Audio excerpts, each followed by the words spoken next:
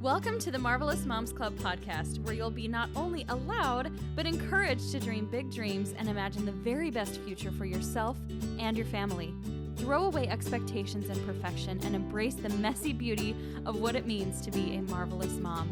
I'm your host, Kirsten Tyrell, and I can't wait to help you discover what makes you marvelous. Hey everybody, welcome to another wonderful episode of the podcast. Today I have an amazing guest who you guys are going to if you don't know her, if you don't know what she's created, you will by the end of this episode, and you're probably going to be running really fast to go and buy what it is that she sells because it's just that good.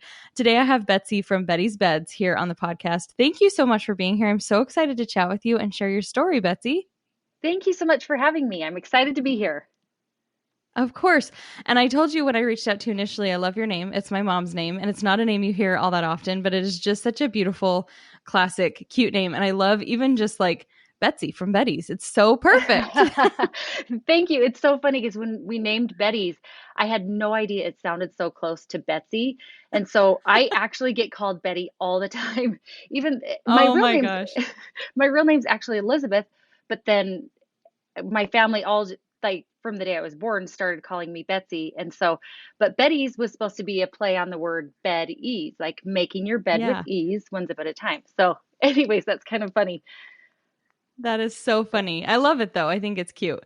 Well, thank you. Okay. So I love to kind of dive into and share your mommy background too, ages and stages of your kids, where you're at, like kind of that day in the life so that people know, where you're at in your raising of your children. Yeah. So my oldest is actually 17 and she'll be a senior this year in high school. And then I have twin boys and they are 15, just turned 15, and they're going into 9th grade. So that's awesome. Where I'm at. So you're done with all the little stuff, but you're probably, I was just talking to somebody yesterday.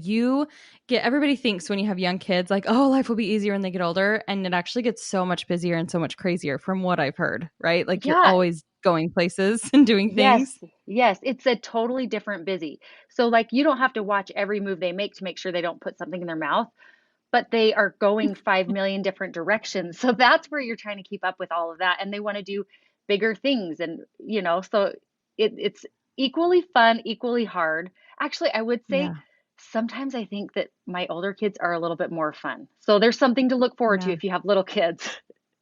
Oh, I feel like that's good. I feel like most of the time what you hear is like, oh, just wait, it gets so much worse when they become teenagers. And I think we need to do such a nicer job to the next generation of parents to make sure they know it doesn't always have to be, it gets worse. It's like, it gets better. It gets more fun because they become your people and you get to have conversations and you get to see them grow into like actual human beings, right? Not just little tiny beings.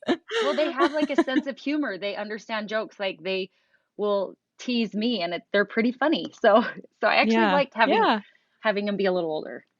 So. Okay. Well, that's good. I feel like, again, that's something we need to hear more of, that it develops into something beautiful instead of something where you're going to pull all your hair out and turn gray before you turn 40. So thank you for there's that a little of that, but I would say for the most part, it really is fun. Like it's fun. Yeah.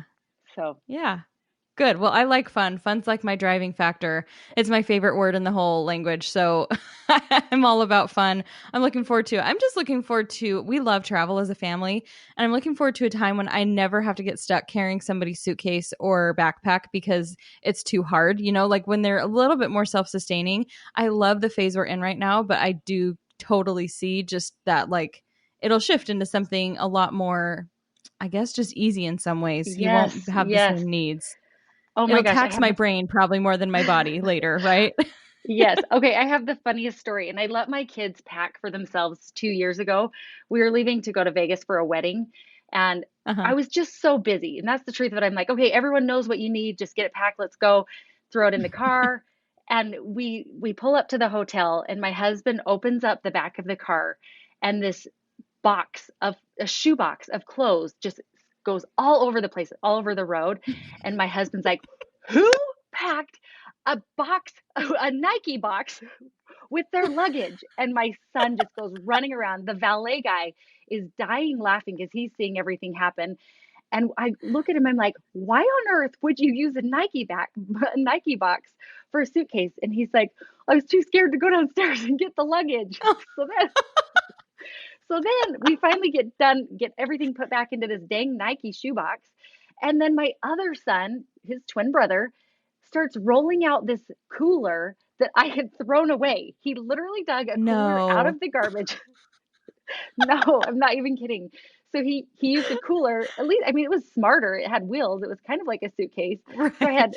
one kid pack. So it's funny. Like you think they'd get smarter as they get older, but they just my kids are They scaredy get cats. So they, lazier. yeah. So they're like, I was just too scared, and I saw the cooler in the garbage, so I used that. I'm like, oh my gosh. So I'm like, The clearly, like my fact that that parenting. seemed Oh, like a good solution is so yeah, funny. yeah, yep. So Oh, anyway, wow. there's my parenting skills Oh. for you. You know what, though? I think those are good parenting skills because they probably learned something. And the sheer embarrassment of the moment of the Nike box falling out and having to Oh, wheel the cooler in, that had to have taught them so much more than you packing for them once again, right? Like it was a I great know. parenting moment. So it was memorable, that's for sure. Yeah, So I love it.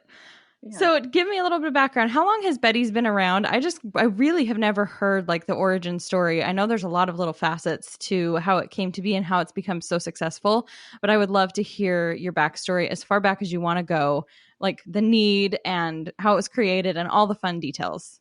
Yeah, yeah. So it started years ago. I'd gotten my twin boys bunk beds, and I thought, oh my gosh, this is going to be great. It's such a space saver. You can, the beds are stacked, so there's more room in the bedroom for like their toys and whatever else other things they have in there. And but I am a little OCD, I will say. So I was getting frustrated. I'm like, you guys, why are you not making your bed? And they're like, it's so hard. I'm like, you're just being lazy. Let me show you how to do it. And I remember like it was one day before I was getting ready to I was a full-time hairdresser at the time. So I was getting ready to do hair. I had my jewelry on, my shoes on, and I had to like take off my boots, take off my jewelry, and I climb up there to show them how easy it is. And I'm like literally taking the skin off my knuckles. I'm like, oh my gosh, they're not lazy. It's just impossible to make.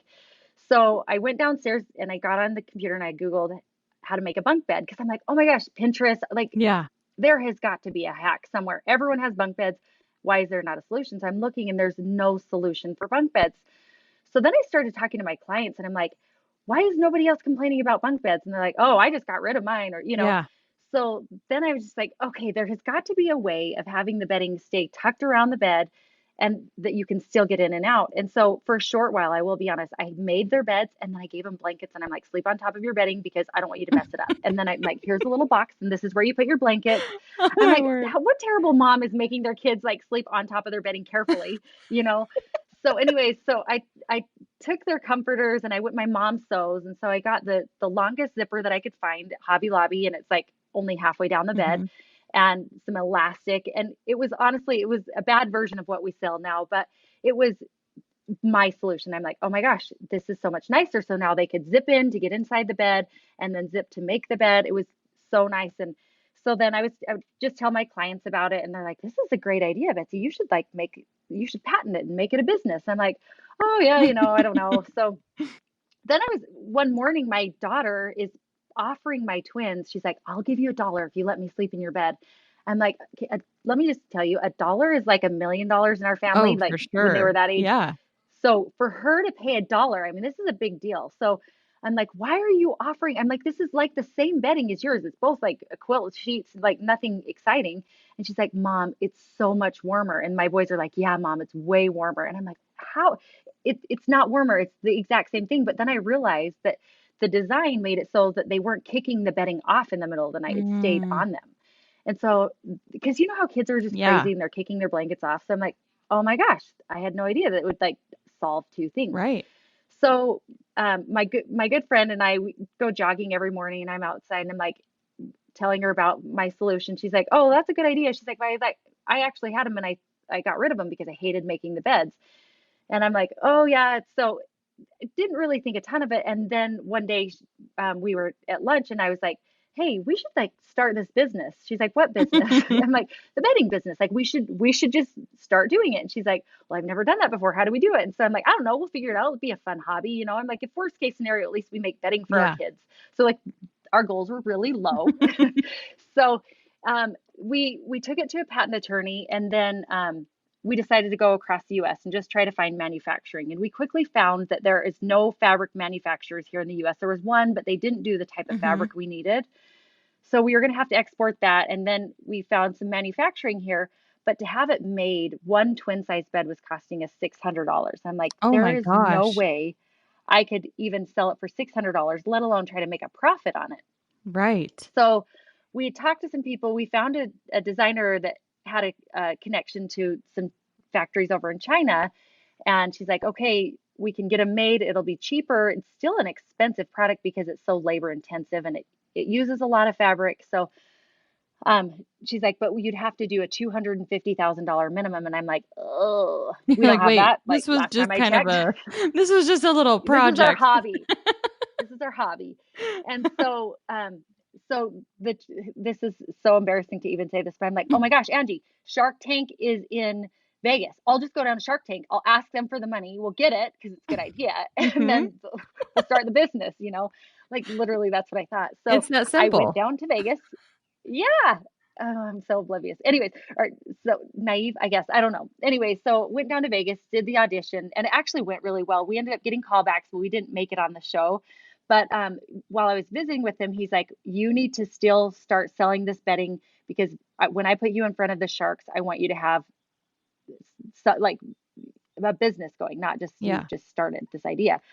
So our only other option that I could think of was to do Kickstarter because I'm like, okay, if we did a crowdfunding, then we'd know if number one, if the product was any good, like if people were actually going to want the product, and then we'd have some money to get us started. So we decided if we could do $100,000 on Kickstarter, then we could each take out $75,000 on our home equity lines. Mm-hmm. And so we did our Kickstarter campaign, and again, I had no idea what I was doing. Neither of us did.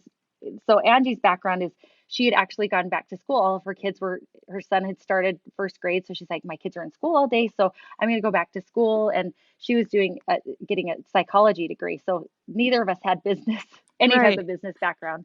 So it's kind of funny that we decided to run a business. But so anyway, we ended up funding $108,000 on Kickstarter in 40 days. Wow. And we were so excited because we're like, okay, people want the product. So we had our first shipment delivered.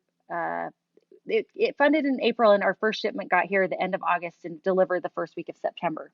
Wow. So that was like a huge deal for us. And then Yeah.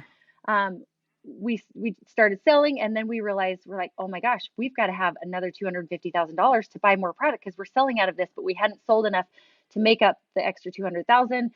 So we brought on an investor early on. He was a good friend of ours, and that was how we were able to get the second shipment.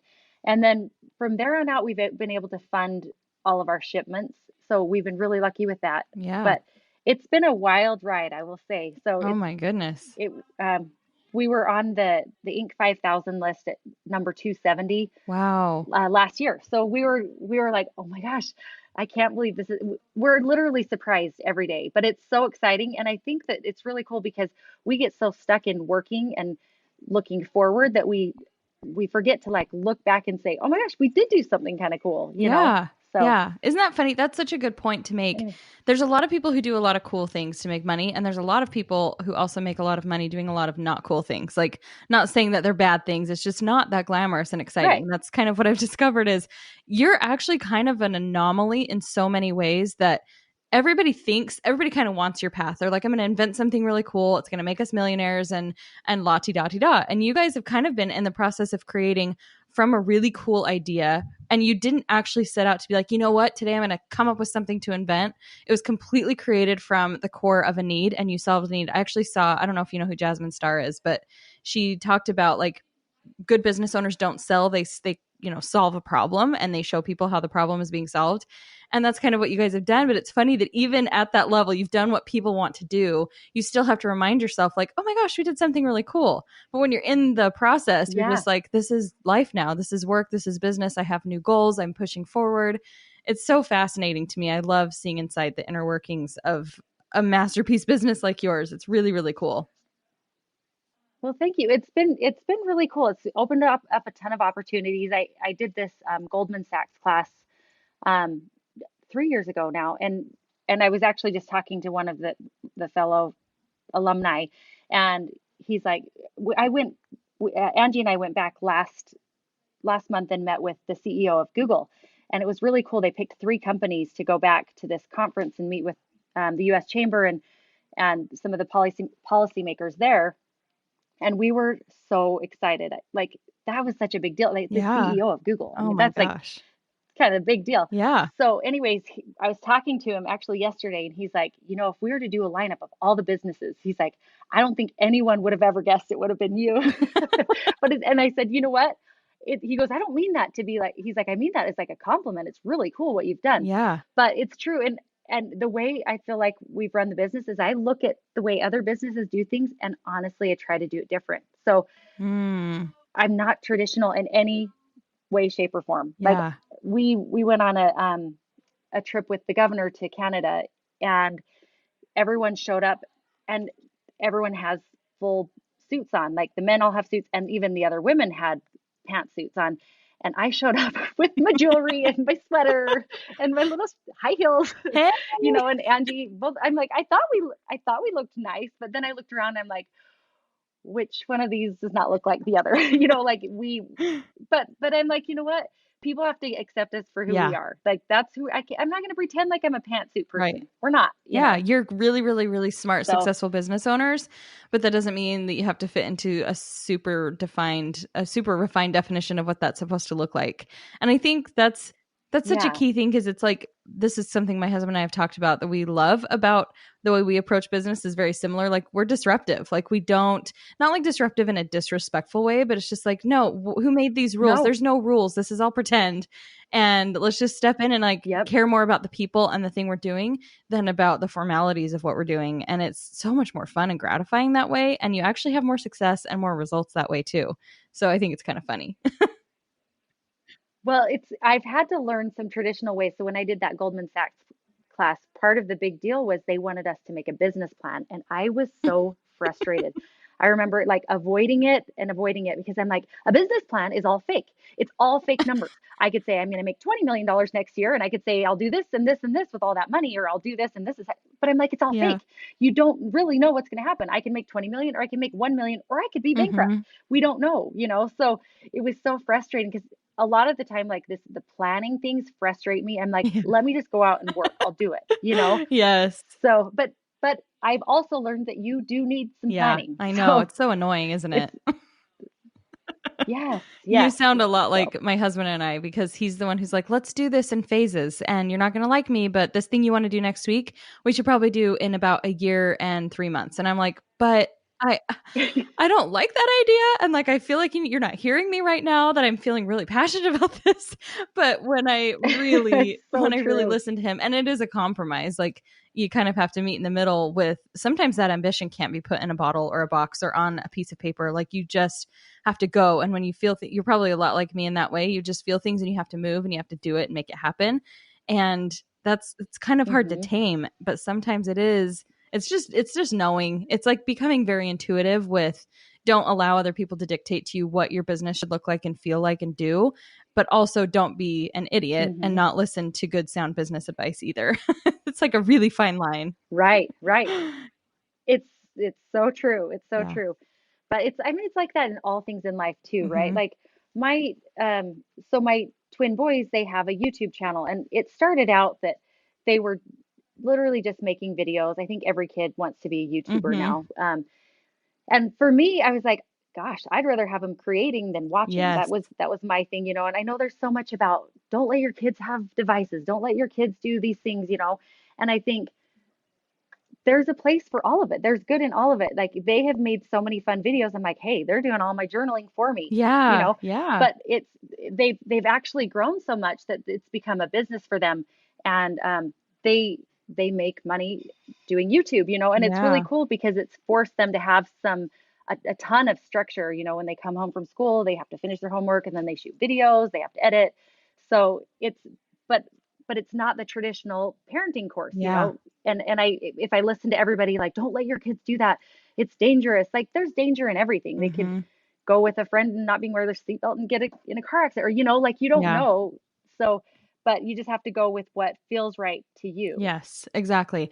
Well, and So, I'm going to be talking a lot more about this just even on my social media platforms and what I've learned as I've evolved as a business owner and as a mom and trying to do all of that. And I want to pick your brain about like your perspective on that too in just a second. But even going along with like the business and the way you approach things, people kind of think it's all about, and this is not discrediting planners and business plans and all of that. Like we said, we know it's crucial, but it's more mhm, about, it's not about the right. tools you're using. It's about the way you're connecting to the people using those tools. It's like my husband was saying, people use these like apps to grow their following, right? And I mean, it's a little bit of a cheat, but if you're smart and you're utilizing that with a connection and with a plan of like, and a purpose on how you're going to use a really cool platform like that to grow and connect to your audience instead of just for vanity metrics, then it's amazing. If you Mhm. have more of that like purpose and connection to everything you're doing, then the rules don't matter quite so much. Like, you know, when people say like, okay, so to be successful, I need to be consistent. I need to show up every single day on social media.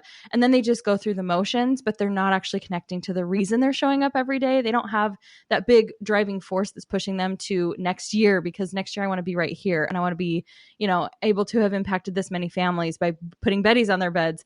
Then it's just a totally different ball game. And I think that's something that probably comes into play with what you're just mentioning, even with like your kids, is it would be one thing to just be like, yeah, go make a YouTube channel so you can be popular and blah, blah, blah, blah, blah. But if you're like, if you feel connected and you feel a desire because you want to share something and you want to have fun, and this is going to help you come alive and enjoy your childhood, then by all means, go create, because creating Go from a do it. place of that is Right. so amazing. And that's like a priceless lesson to teach your kids.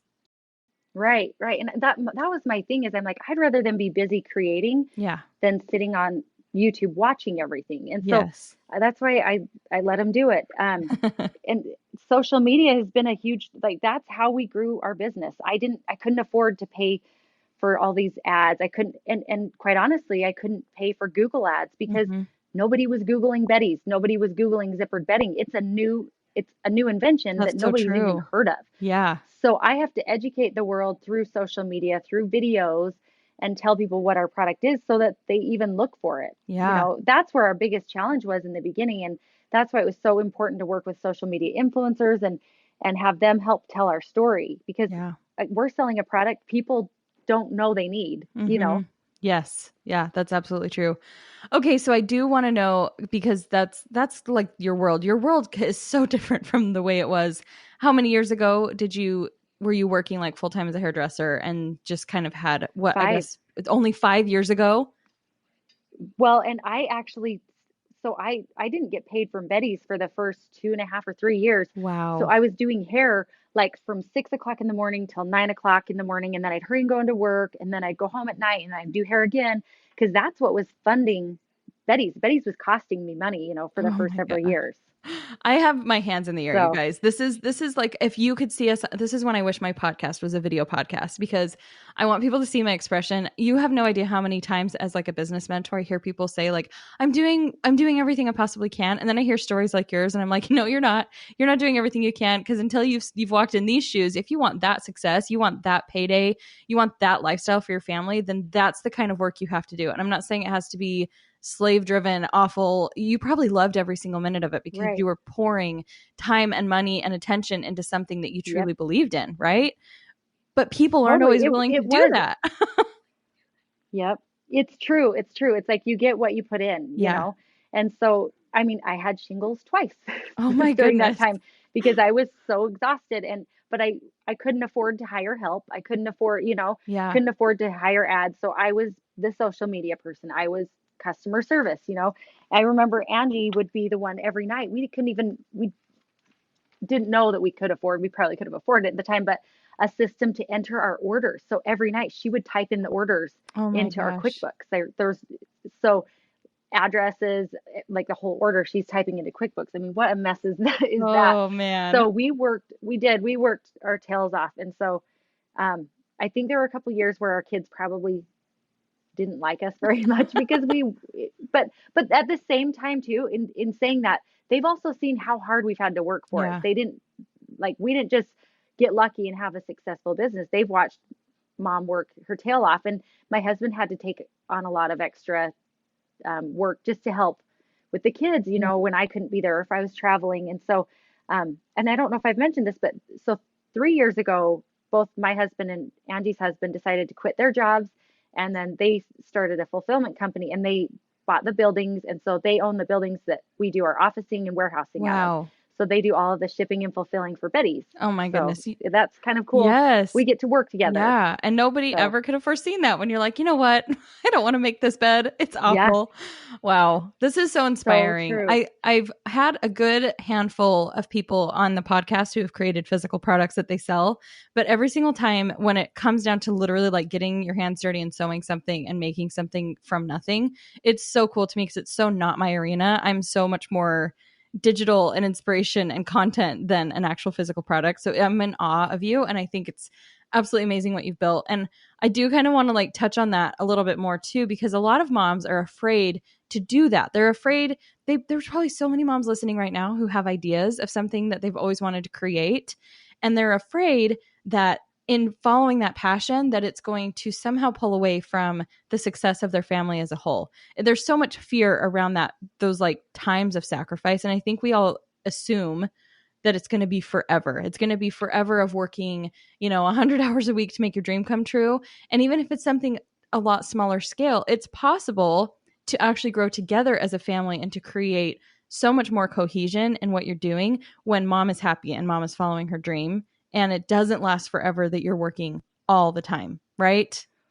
Well, yeah, but how about this too? I've had a ton of mom guilt, but I've looked at how my kids, so for example, I never made their lunches in the morning. They all made their own lunches. And I remember my son saying, Mom, did you know so and so's mom makes their lunch every day? I'm like, oh Oh, my gosh, that's really lucky, but you know how to do it. yeah. So Lucky you. and they've learned the Yeah. skills. So there's so many times that I look at, like, I feel guilty that my kids had to make their own lunches, but I'm like, Hmm. but they can make their own lunches. And Yeah. doesn't that make them a better adult, when Yes. they can do things for themselves? And but there's also times too when we've had our kids work. There were a number, I think every year they come in and help with Mm, shipping around Black Friday. We're just so busy that they all come in, they're making boxes, they're cutting down boxes or whatever. So it's a family effort always. yeah. Um, That's to run a awesome. business. So it's good because I think kids, we're so worried about being the perfect parent for them and doing all the things for our kids, but sometimes by doing all of those things for our kids, we're not teaching them to be good adults. Yeah. Yeah. That's so true. That's so true. And I think there's like obviously an awareness too. I've had another amazing mom on here who has a business and she's taught her kids how to sell products online. And she's like, we don't like expect that or force that of them until they're at an age where they're prepared to like do the work. It's not like, oh, well, now that mom and dad know how to own a business and you're 7, it's time for you to start earning your keep and it's time for you to start, Right, right. taking care of Keep yourself. it, yeah, keep it age Yeah, appropriate. You know what they are capable of, totally. right? Yeah. But any little thing that they can do to become independent or helpful. My kids have had to learn to do laundry. I can't do. There's just not enough hours in the day. Yeah. But guess what? I hope their husbands or wives are going to be happy that they knew how to do laundry from a young age. I'm So sure hopefully they they'll be will. really good at Yes. Yes. it. They'll be like, thank you. So, Thank you so much for raising a responsible human being that does their part. Oh my gosh. but don't get me wrong. There's a lot of mom guilt that comes along with it too. Like, oh, I should have done all these things. But at the end of the day, I feel like they've they're growing into responsible little teenagers. So, Have you ever you know, asked them that though? Like, the things that we latch onto. I have a specific memory. I've talked about this on social media, missing my daughter's like preschool program last year. And I feel still devastated over that, but she doesn't even remember it. And I'm wondering, even with teenage kids, I mean, I know you said your oldest is 17. So she was barely coming into like preteen ages when you started this. Have you mhm. ever asked them if those things that give you mom guilt really even still matter to them? Do they bring that up? Are they like rubbing that in your face of like, if you wouldn't have been busy building a multi-million dollar empire, you wouldn't have missed my, 8th grade soccer game on July whatever. Yeah. Like, is So that even really an issue? I've tried to be to most things. And one thing that my son Boston actually said a few weeks ago is he's like, Mom, all that time that you had to work so much and you weren't around, he's like, it's given us some really cool opportunities. And so I Hmm. liked that he saw that. So um Yeah. they they've gotten to, so with their YouTube channel, we decided to let them design a Beddy set for us. So they got to do that and they got to help promote that. And they've gotten to go to different YouTube conferences and stuff. And I'm like, all of these things have happened, they've just kind of fallen in line from, I'm like, I'm saying it started all with Beddy's, you know? Yeah. And Yeah. so he did say that, like, and I'm like, well, what things did I miss out on? And he's like, well, there were like um field trips and stuff like that. And I was like, deep down, I'm like, oh, bud, if I were home, I still wouldn't have gone on the field Right. trips. Those Oh are my gosh. torture. No, Yes. I did go on a couple, and I felt like that was enough. Yeah. Yeah. So Oh my word. You touch anyway, on such an important point too that people fail to acknowledge. And I had a friend who has done like blogging and made money online for such a long time. And then the last year she kind of pulled back and she said to me one day, she's like, so I decided to like not work as much and give more focus on family and time at home. And she's like, but guess what I ended up doing all day? I ate ice cream and shopped online. She's like, at least I could have been making money instead of spending money. And we have this yeah, idea that if we're working that we're somehow being neglectful, but there are a million other ways that I can be neglectful at home when I'm scrolling social media and I'm partaking of people's content instead of creating content that is going to inspire people and get them off their phone doing something, right? So it's all a right, matter of right. perspective. I don't like going to volunteer all the time. It's just not my favorite thing in the whole wide world. And so I have to give myself grace that my mom actually said this. We were it was like the first week of school, and my daughter's preschool teacher said, oh, so you work from home and like you have a lot of flexibility? And I was like, well, yeah. And my mom's like, you have to be careful the expectations you're setting. She's like, what they might hear when you say you work from home is that you have a really loose life. The truth Uh-huh. is your income and your family's like well-being depends on the fact that you work from home and you have to show up. And so I was like, yeah, it's like having those boundaries and expectations of knowing yourself, of would I really be the person, would I really be on the PTA if I weren't running a business or not? You know what I mean? So I Yep, think that's where a yep. lot of mom guilt can just dissipate. We're not going to be able to do it all anyway, no matter what we're doing. Right, right.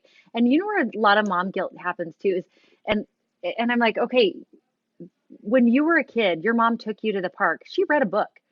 Yeah. And so now everyone's like, well, if I take my kid and I'm not playing with them while they're on the swings, it's like, no, no, we're like, we may be scrolling social media. I'm like, it's no different. It's just a different device. It's a book versus Yeah. an iPhone, you know, or whatever. So I'm like, we just need to let go. Like kids actually do really well playing with their friends, and let's take them to the park and let them play with their friends. And if we work on our laptop while they're playing at the park, that's okay. You know, Mhm. we're still Mhm. there. If something happens, they can come up and talk to us. We know what's going on if there's any issues at the park or whatever. But we all like, if we're not there playing with them every second of the day, it's okay. Like Yeah. they can survive. We all did. You know, Right. my mom was a stay-at-home mom, but she wasn't in on every conversation and playing every Barbie doll with me. Like she actually never was. But Yeah. I never felt neglected. I Yes. actually preferred to play Barbies with my friends. So Yeah. I think we need to give ourselves a little bit of credit for that too. Yeah. 100%. I think so much of this touches on so many of the excuses that people make when they feel called to do something, when they feel compelled. And that's why I love having entrepreneurs on here. It's not to be like, hey, let's show off what you've created and show everybody that you're smarter. It's to show like literally anybody with any background at any point in life can decide to make something else out of their life. They can create something, they can start a business, they can start sharing their passion, they can become a singer, they can become a dancer. Like anything is possible at any point. There are no rules, right? Like it's Yep. completely what you want to make of it. And I love your And story because I it's a have to great example. Go ahead. Sorry. Well, I was gonna say I am a perfect example of that because I have no like education background for business. Like literally I'm a hairdresser. Yeah. So I know how to do hair, but that's about it.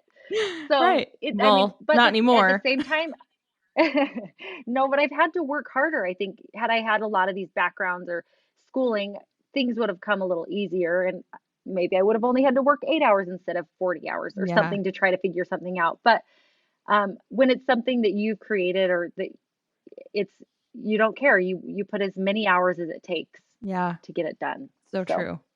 Well, I could talk to you all day because this is like my geek out zone, and I could talk to business owners all the day long about everything. But thank you so much for giving us a little bit of your time. You are amazing, and your Oh, story of is so course. inspiring. And I know Betty's are amazing. You guys, you need to get yourself a Betty. You just, at least one. We have, my boys have Betty's on their beds. It's oh my gosh, can I tell you the day I realized you could unzip the whole thing to wash them like without them being all together? I don't know why. I don't read instruction manuals again, right? Like rules. But you guys, these things are lifesavers. They are game changers. Go get yourself one. Thank you again, Betsy, for creating it, for sharing your Thank story here. you. Thank you. Of Thank you course. so much. Oh, I have to ask you. My final question I ask everybody is, what makes you a marvelous mom? Yeah. Okay. How I'm a marvelous mom. I think that I am just your everyday person. I'm not outstanding at really anything. I'm just very average, but I think that makes me relatable. So how's that? Mhm. I'm a relatable, marvelous mom. I love it. I love it. There are no wrong answers to that question. It's so funny how it makes people uncomfortable sometimes. And they're like, I Yeah. mean, everything makes me marvelous, but nothing at the same time. I'm normal. Yeah. Yeah. Yeah. I totally get that. Well, thank you again for being on So, here. And you guys tune in to the next episode. But in the meantime, go share a screenshot of this episode. Let us know that you listened. Go tag Betsy, go tag myself, and tell us your favorite part. Tell us what your big, crazy dream is and how you're going to start making it happen. And ooh, I would love until, to hear that. yes, right? Like tag us so that we can share that as well. Thank you Yeah. again, Betsy. And you are amazing. Thank Thank you. you so, so much. I can't say it enough. And to the rest of you guys listening, have a marvelous day, and we'll see you on the next episode. Thank you so much for listening to this episode. If you want to take action right now, you're feeling inspired and you're feeling enlightened, and you really want to own this role as a marvelous mom, go to the website marvelousmomsclub.com/me and create your own personal Marvelous Moms manifesto. That is a tongue twister. marvelousmomsclub.com/me. You go fill in some great information, and in the end, you'll have a beautiful manifesto to display where only you can see or the whole family can see, where you can really, really own your role as a marvelous mom and step inside those goals and those ambitions and dreams that you have to become an even more marvelous mom to your beautiful family. So again, marvelousmomsclub.com/me. We will see you over there.